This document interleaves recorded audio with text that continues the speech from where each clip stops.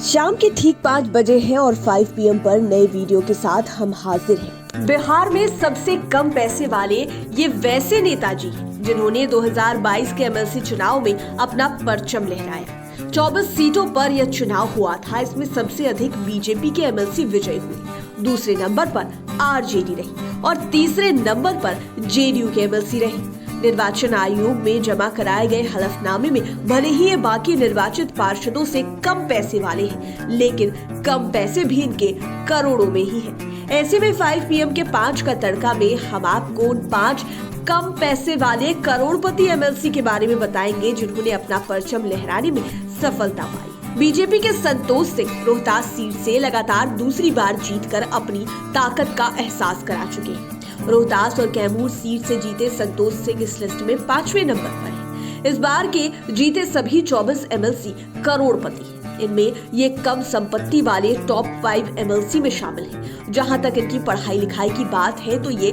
12वीं पास है। ये राजपूत जाति से आते हैं। पार्टी के अंदर इनकी अच्छी पकड़ है, साथ ही अच्छे कारोबारी है, तो इनकी पकड़ लोगों पर भी उसी तरह की है। स्थानीय लोगों पर अच्छे प्रभाव की वजह से ही ये लगातार दूसरी बार जीतने में सफल रहे। बकौल संतोष सिंह इस जीत का श्रेय रोहतास और कैमूर के तमाम लोगों को जाता है। ये बिहार के विकास की जीत है। बताते चले कि इस इलाके में विधानसभा चुनाव में NDA उम्मीदवार को हार का सामना करना पड़ा था। इससे NDA समर्थक थोड़ा मायूस हो गए थे। उन लोगों में अनिश्चितता की स्थिति थी, लेकिन संतोष सिंह ने समर्थकों की खुशी तो लौटा ही दी, बीजेपी के अंदर भी अपनी ताकत का एहसास कराया। हालांकि पैसे के मामले में इस बार ये 16 MLC है, वहीं ये 10 करोड़ के साथ 17वें नंबर पर है। निर्वाचन आयोग को दिए गए हलफनामे में इन्होंने अपनी संपत्ति लगभग 10 करोड़ बताई है। कम पैसे वाले करोड़पति MLC में चौथे नंबर पर दो नेताजी हैं। दोनों ने बराबर संपत्ति निर्वाचन आयोग को दिखाई है। इस पायदान पर समस्तीपुर से जीते तरुण कुमार और पूर्णिया से जीते दिलीप जायसवाल हैं। समस्तीपुर के तरुण कुमार पहली बार MLC बने हैं। इसके पहले उनके पिताजी हरिनारायण चौधरी यहाँ के MLC थे। उनका निधन होने से यह सीट खाली हो गई थी। तब तरुण कुमार कांग्रेस में थे, पर पिता के निधन के बाद ये बीजेपी में शामिल हो गए और इन्होंने अपने पिता की सीट बचा ली। निर्वाचन आयोग को दिए गए हलफनामे के अनुसार इनके पास लगभग 9 करोड़ की संपत्ति है। दूसरी ओर वैश्य समुदाय से आने वाले दिलीप जायसवाल पूर्णिया से जीते हैं। इन्होंने इस बार हैट्रिक लगाने के साथ सर्वाधिक वोटों के अंतर से चुनाव जीतने का रिकॉर्ड भी बनाया है। दरअसल दिलीप जायसवाल का वैश्य समुदाय पर जबरदस्त प्रभाव है। इन्होंने RJD को 5342 वोटों से पराजित किया।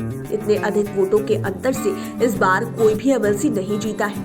ये कहते भी हैं कि यह जीत सीमांचल के जनप्रतिनिधियों के सम्मान की जीत है। सीमांचल की जनता ने जात पात की राजनीति को पूरी तरह से नकार दिया है। चुनाव के दौरान विपक्ष के द्वारा इसे जात पात और धर्म में बांटने की पूरी कोशिश थी। चुनावी हलफनामे के अनुसार दिलीप जायसवाल भी लगभग 9 करोड़ की संपत्ति के मालिक। इस लिस्ट में तीसरे नंबर पर भी 2 MLC हैं। इनमें सहरसा से अजय सिंह और नवादा से अशोक यादव शामिल हैं। दोनों ही MLC 7 करोड़ की घोषित संपत्ति के साथ इस पायदान पर हैं। इन्होंने भी निर्वाचन आयोग में हलफनामा दाखिल कर अपनी संपत्ति की घोषणा की है।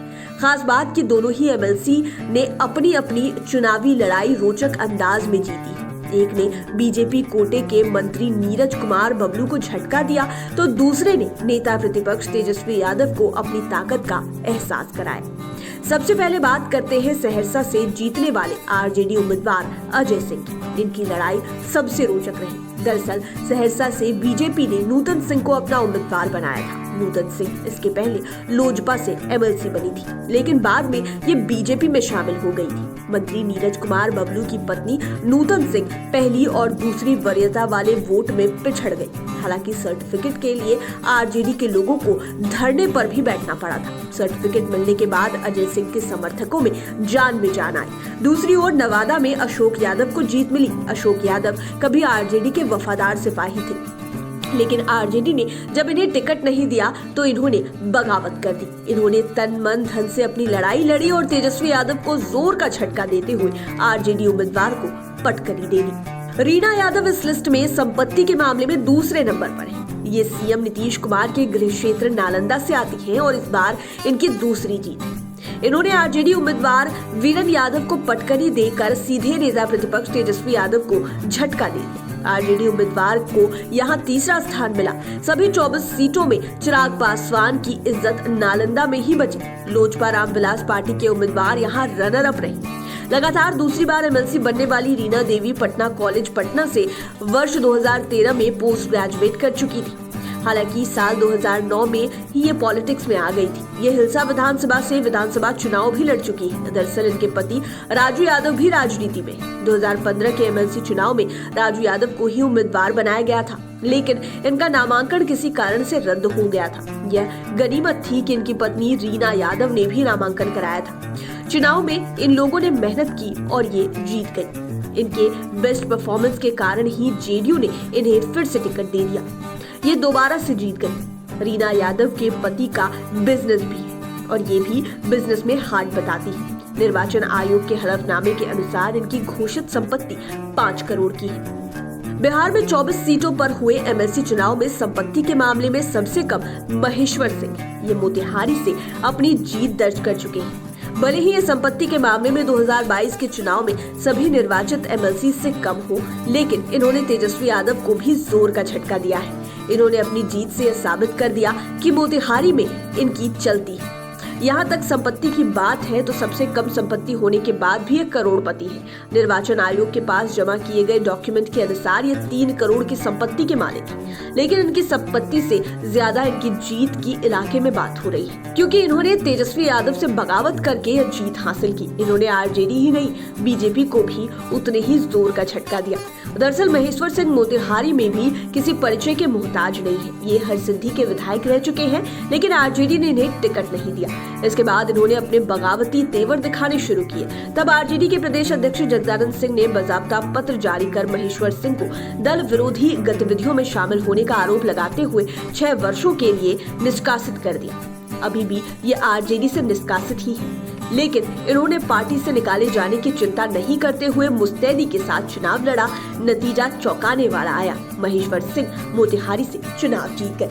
उम्मीद है ये वीडियो आपको पसंद आया होगा। इसी तरह के वीडियोस के लिए हमारे चैनल 5 PM को सब्सक्राइब कर ले, साथ ही फेसबुक पेज को भी लाइक करें। धन्यवाद।